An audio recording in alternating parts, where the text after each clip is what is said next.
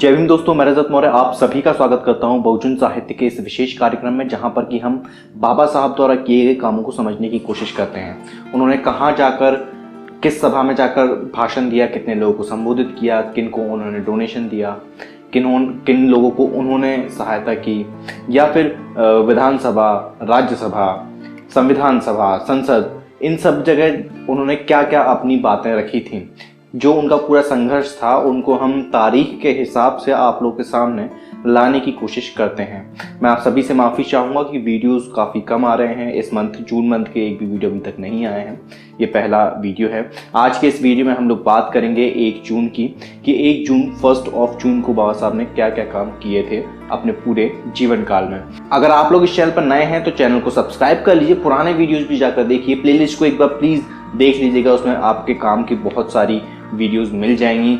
अगर आप लोग चाहते हैं कि बहुजन साहित्य लगातार अपने काम को और बेहतर तरीके से करे, जो इतिहास के ऊपर जो धुंध जमी हुई है उस धुंध को हटाकर एक सच्चा इतिहास आप लोग के सामने लाने की कोशिश करें, तो आप सभी से निवेदन है कि बहुजन साहित्य की आप लोग आर्थिक मदद करें। अगर आप लोग 100 रुपीज़ पर मंथ भी अगर देते हैं, 1000 या 2000 लोग, जितने भी आप लोग दे सकते हैं, 45,000 सब्सक्राइबर हैं, तो बहुत बड़ा एक अमाउंट होता है। ये ना तो आपके ऊपर कोई बर्डन डालेगा और ना ही ऐसा मुझे लगेगा कि आप लोग बहुत ज़्यादा मुझे दे रहे हो। 100 रुपीज़ इट्स इनफ अमाउंट। वैसे तो कोई भी कितना भी दे सकता है, लेकिन एक सही तरीके से, कि एक कम्युनिटी की तरफ से जो सपोर्ट आना चाहिए वो इस तरीके से अगर आएगा तो बहुत अच्छा रहेगा। और मैं उम्मीद करता हूँ कि अभी तक आप लोगों ने जिस तरीके से मेरा सपोर्ट किया है उससे और ज़्यादा अच्छे तरीके से आप लोग मेरा सपोर्ट करेंगे। वीडियो हम शुरू करते हैं। 1 जून 1935, 1 जून 1935 को डॉक्टर अंबेडकर को सरकारी लॉ कॉलेज बॉम्बे सरकार के प्रिंसिपल के रूप में नियुक्त किया गया था। उन्हें न्यायशास्त्र का प्रोफेसर भी नियुक्त किया गया था। उनकी नियुक्ति 19/4/1935 को सरकार में राजपत्रित थी। उन दिनों इस पद को उच्च न्यायालय के न्यायाधीश के लिए एक कदम माना जाता था। जुलाई 1936 में अखबारों ने यह भविष्यवाणी करते हुए समाचार प्रकाशित किया कि डॉक्टर अंबेडकर एक न्यायाधीश या मंत्री बन सकते हैं। डॉक्टर अंबेडकर की जो जीवनी है, जैसे कि R.D. जाटव सर ने लिखा है, जो कि राजस्थान के रहने वाले थे, उसमें इस बात का जिक्र आता है कि किस तरीके से इस तरह की भ्रामक जो जानकारियां हैं वो प्रकाशित की जाने लगी थी। तो उसका फिर खंडन भी करते हैं डॉक्टर अंबेडकर अपने कुछ भाषणों में। जैसे ही वो आएगा तो मैं आप लोग के साथ साझा करूंगा।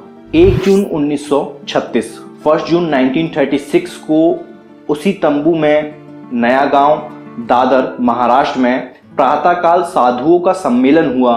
उन्होंने अपने सिर, दाढ़ी और मूछें मुंडवा ली और हिंदू धर्म के प्रतीकों को त्याग दिया और उन सभी का अलाव बनाया। अलाव यानी कि एक तरह की, उन्होंने एक जगह उन सबको रखकर जला दिया, उनको स्वाहा कर दिया वहां पर उनका। सम्मेलन ने डॉक्टर अंबेडकर द्वारा हल किए गए धर्मांतरण का समर्थन करने के लिए प्रस्ताव पारित किया, जिसमें उनके द्वारा दिखाए गए मार्ग पर परिवर्तित होने और मार्च करने का संकल्प भी शामिल था। अपने भाषण में डॉक्टर बाबा साहब अंबेडकर ने बुद्ध और उनके भिक्षु संघ को संत समाज की उत्पत्ति के इतिहास के बारे में बताया। उन्होंने संत समाज के उद्देश्य और उनके कर्तव्यों के बारे में भी उनका मार्गदर्शन किया। वह नए गांव के सम्मेलन में एक बहुत ही महत्वपूर्ण भाषण देते हैं। वह कहते हैं, जो पहले आता है उसका विवाद राजनीतिक परिवर्तन या धर्मांतरण गलत है।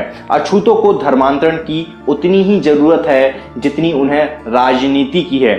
आज की डेट में कितने अम्बेडकरवादी धर्मांतरण कर रहे हैं या अपने मूल धर्म में वापस जा रहे हैं, जो कि अब बहुत अच्छे से क्लियर है कि हमारा जो मूल धर्म है वो बौद्ध धर्म है, वो बौद्ध विरासत है, बौद्ध परंपरा है। लेकिन कितने अम्बेडकरवादी जा रहे हैं, हमें सोचना पड़ेगा।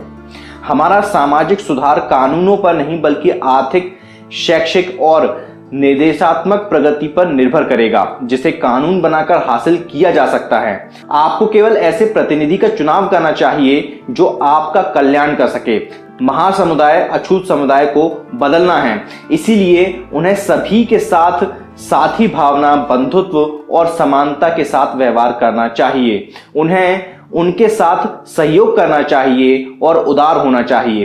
कम से कम अपने स्वार्थ के लिए तो आपको दूसरों को भागीदारी देनी चाहिए। वह असहयोग और सविनय अवज्ञा के गांधीवादी तरीके का भी खंडन करते हैं और इंग्लैंड में जेम्स फैक्स का उदाहरण देते हैं, जिन्होंने बिना किसी सफलता के राजनीतिक अधिकारों को प्राप्त किया।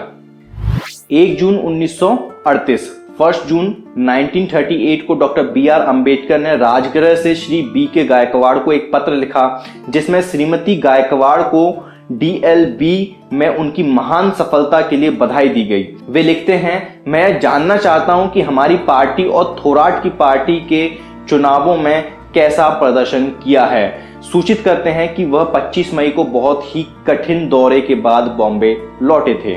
1 जून 1949 1 जून 1949 को माननीय डॉक्टर बी.आर. अंबेडकर बताते हैं कि क्या राज्यपालों के पास विवेकाधीन शक्तियां हैं और ऑस्ट्रेलियाई और कनाडाई संविधान के समान प्रावधानों का हवाला देते हैं जो जिम्मेदार सरकार के अनुरूप है। वह इस सवाल का भी जवाब देते हैं कि क्या कोई मंत्री दोनों सदनों का सदस्य हो सकता है और जनजातीय समिति की सिफारिशों का जवाब देते हैं। 1 जून 1952 1 जून 1952 को डॉक्टर बी.आर. अंबेडकर कोलंबिया विश्वविद्यालय से डॉक्टर ऑफ लॉ की जो डिग्री है उसको प्राप्त करने के लिए रविवार को न्यूयॉर्क के लिए एक विमान द्वारा बॉम्बे से प्रस्थान किया था, यानी कि बॉम्बे से निकल गए थे। 1 जून 1954 1 जून 1954 को श्री एफ हयाशी ने आगे पत्राचार करते हुए उन्हें श्री वली की विवश वित्तीय स्थिति के बारे में सूचित किया। किसे? बाबा साहब अम्बेडकर को। और क्या डॉक्टर अंबेडकर उनके आवश्यक खर्चों के लिए आवश्यक धन भेजकर उनकी मदद करने की स्थिति में हैं? ऐसा वो निवेदन करते हैं, पूछते हैं। और इसके जवाब में मैं आगे बताऊंगा कि बाबा साहब इस चीज को इनकार कर देते हैं कि मैं अभी इस कंडीशन में नहीं हूं। 1954 की मैं बात कर रहा हूं। तो बाबा साहब के पास उस समय में बहुत ऐसा इतना ज्यादा पैसा नहीं था कि वो किसी की मदद कर सके, क्योंकि बाबा साहब ने जो कमाया वो पैसा नहीं था, वो था उनका नाम, वो था उनका काम, वो था मेरे और आपके लिए अधिकार। 1 जून 1956 1 जून 1956 को बाबा साहेब ने मथुरा रोड नई दिल्ली में बौद्ध धर्म पर प्रदर्शनी का दौरा किया। प्रदर्शनी में प्रदर्शित कला का बारीकी से अवलोकन किया।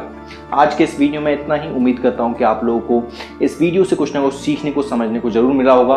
वीडियो को आखिरी तक देखने के लिए आप सभी का तहे दिल से शुक्रिया। ये वीडियो आप लोगों को कैसा लगा नीचे कमेंट बॉक्स में कमेंट करके जरूर बताइएगा। अगर आप लोगों को बहुजन साहित्य का काम पसंद आता है, अगर आप लोग चाहते हैं कि बहुजन साहित्य लगातार इसी तरीके से अपना काम करता रहे, तो आप सभी से एक रिक्वेस्ट है कि बहुजन साहित्य की आर्थिक मदद करें, फाइनेंशियल हेल्प करें। उसके लिए लिंक आपको नीचे डिस्क्रिप्शन बॉक्स में मिल जाएगा। उसके माध्यम से आप बहुजन साहित्य के सदस्य बन सकते हैं या फिर एक बार भी भुगतान कर सकते हैं।